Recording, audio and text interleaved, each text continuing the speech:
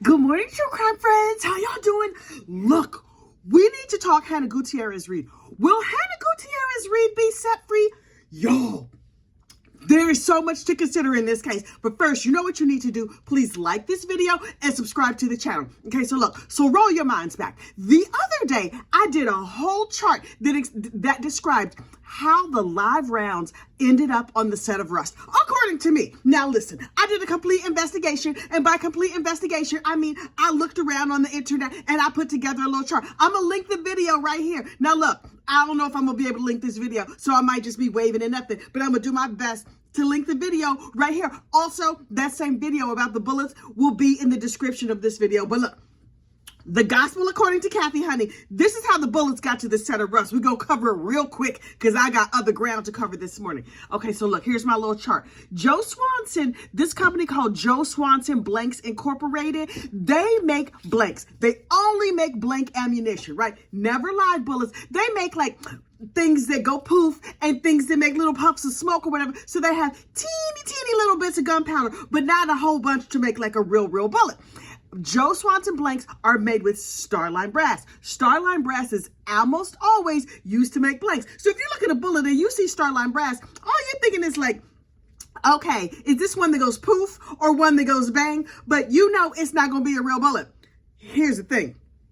Joe Swanson, who made the bullets for the set of Rust, he made a special order for Hannah's daddy. He did a special order of live bullets, which I don't think he's supposed to do, but ain't none of my business. I'm not accusing this man of a crime. I'm just saying, according to the research that I saw on the internet, Mr. Joe Swanson is not supposed to be out in these streets making real bullets. So Joe Swanson made live bullets for Thel Reed. Thel Reed took those bullets to Cowboy Camp for the TV show 1883. When Cowboy Camp was finished, those bullets half went to Thel Reed's house, half went to Seth Kenny's house. You know who Seth Kenny is?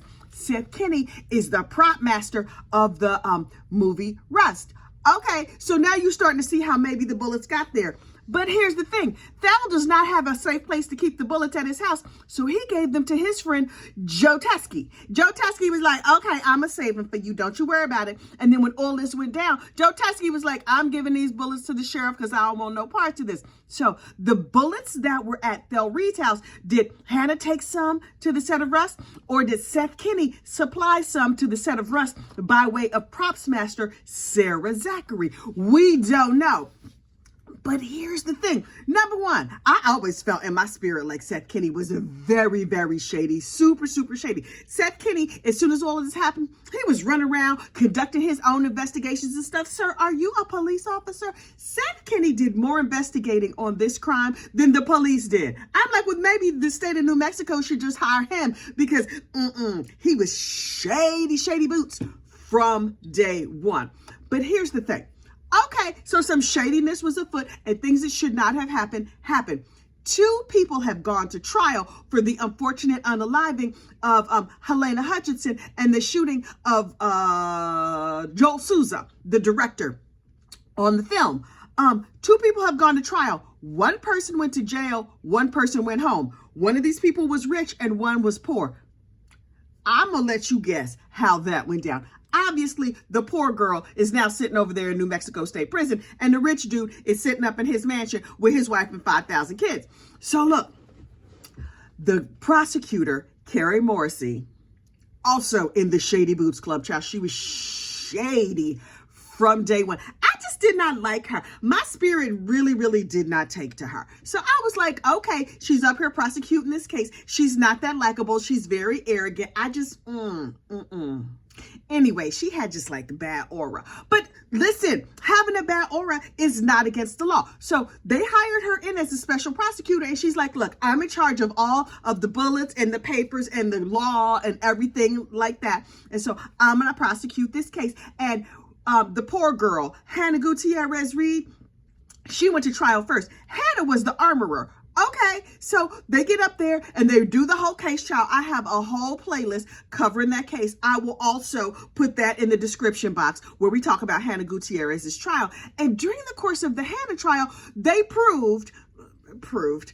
Okay, they showed that Hannah should have been more careful on her job. Now, did she bring those bullets to the set? I don't know.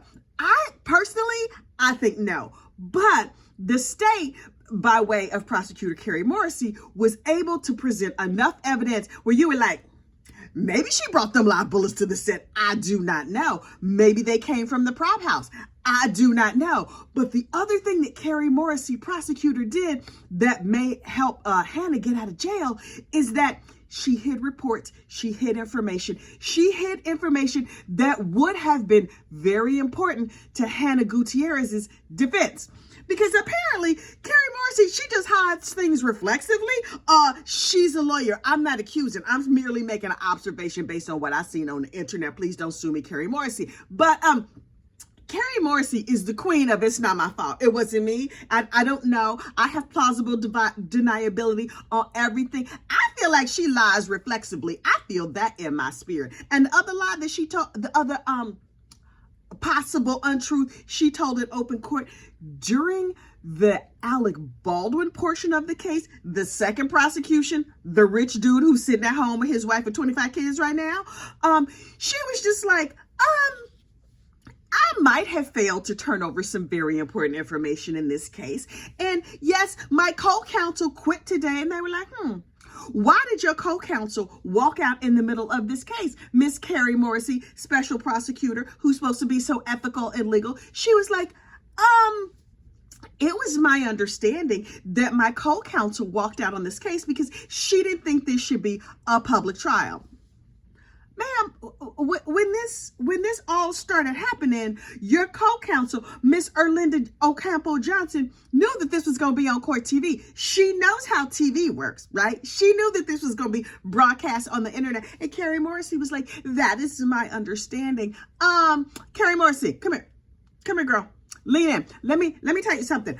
Miss Linda Ocampo Johnson, she has spoken and she has given several interviews. And basically she was like, that Carrie Mory is a lying sack of sugar. Now, she used like legal terms and whatever to say it. But at the end of the day, she's like, liar, liar, pants on fire. Linda Ocampo Johnson found out about the hidden bullet information during the course of the trial. And she went to her fellow special prosecutor and was like, hey, Carrie Mory, listen, I know you unethical and you lie about a whole bunch of stuff, but we should maybe dismiss these charges.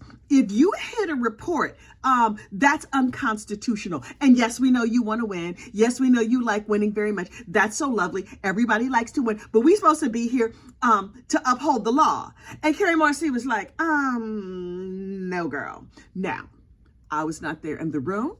I am not quoting. I'm just saying, this is how I feel like it went down. And Linda was like, no. See, in case you didn't understand, there's this thing called the Constitution, and we're supposed to follow it because we are supposed to be on the side of right. And Carrie Mory was like, I am right because I feel right and I think I'm right.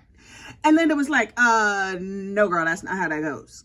And Carrie was like, right. So what I'm going to do is I'm just going to keep pushing forward and saying it's not my fault because I believe that it wasn't me defense. It worked for Shaggy. And I think it's going to work for me here in this court. And Linda was like, Heifer, that's a song. You know that's a song, right? It wasn't me. That's not a legal defense. I mean, some people use it as a legal defense. But ma'am, we are supposed to represent the law. And Carrie Mory was like, now, you could ride with me or you could not ride with me. And Linda was like, oh, I see clearly now. The rain is gone. Excuse me, Judge. Get me away from this heifer. She's a lying ass liar, and I don't want no parts of that. And so Linda Johnson quit in the middle of the court case because it was proven in open court that Carrie Mory hid a report, hid information, lied about it, and tried to blame everybody else. See, also, the Shaggy defense, it wasn't me. So the reason that Hannah Gutierrez Reed could possibly have a chance to get out of jail is not because of the bullet information, which P.S. the bullet information is important and germane to this entire case, but because there were other reports that Carrie Mory also hid from the defense of Hannah Gutierrez. Now look, Jason Bowles, Hannah's lawyer, who was standing up there in court Googling stuff. You know what you don't want your lawyer to do? Be Googling stuff while he is literally standing in court Googling answers. He's like, Your Honor, if you would just give me the Wi-Fi password, I can finish my legal defense. I almost have it. Hang on. The little ball is going around. Okay, yeah. The law says right here. And then he was reading from his phone. And I was like, no. Did this lawyer come free in a box of Cracker Jack? He said he's been doing law for like 30 years. Was he doing like paper law? You know, when you sit in the office and you just like read things and sign them? Or was he going to court? Because he seemed like a lawyer who spent a lot of time in court. See, also him Googling in open court. But, Carrie Mory basically whipped his behind around the courtroom. Now, did I think Hannah should go to jail? No. Did I think Hannah was a whole mess and entirely unlikable? Yeah. Me personally, I am no Hannah Gutierrez Reed fan. Please understand. Was she reckless? Yeah. Was she ridiculous? Yeah.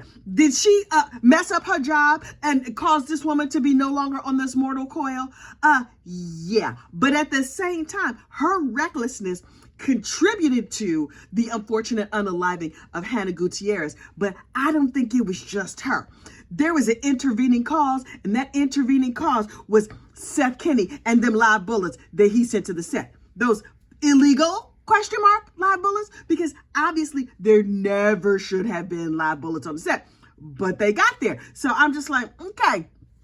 Alex was reckless. We know Alex was reckless, child. We seen the video footage. We know he was reckless. And Hannah was reckless. Both of them were reckless. But at the end of the day, even if they were at their most reckless, the worst that should have happened was there was like a little poof of powder and something that went bang. Not a live bullet. Not an unfortunate unaliving of Miss Hannah Gutierrez. Of Miss Helena Hutchinson, because that's not supposed to go down like that. But look. Jason Bowles is filing all of his paperwork today to say, like, please set my client free. I promise not to Google in open court anymore. And Hannah, with her terrible attitude and her gorgeous hair. Oh, I wonder if her hair is still pretty. I would imagine that the prison shampoo and stuff is probably not that good for your skin and not that good for your hair. And honestly, I have no hopes of finding out. I'm going to stay on this side of the law in all things at all times because, no, thank you. I'm not built for prison. And I know Hannah was up there like, I'm built for prison. I could do this. Good for you, girl. That's not me. Child, my back, my sciatica. Will they treat your hot flashes when you in prison? What do menopausal women in prison do? Oh, no, Lord. It is not for me. Now, Miss Hannah's going to get herself some street cred. She's done a couple of months. She's been there since spring. And now it's like the heat hot of summer. So she's been in prison like big girl jail. Not local jail. Big prison for 3 or 4 months now. Hopefully she could get out based on like the shenanigans of Miss Carrie Mory.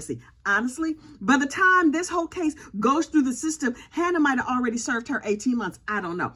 If she is in jail unjustly, I hope they let her out sooner rather than later. But that is not my judgment call. But y'all, you know I'm going to be perched. I'm going to be right here. I'm going to wait. I'm going to see.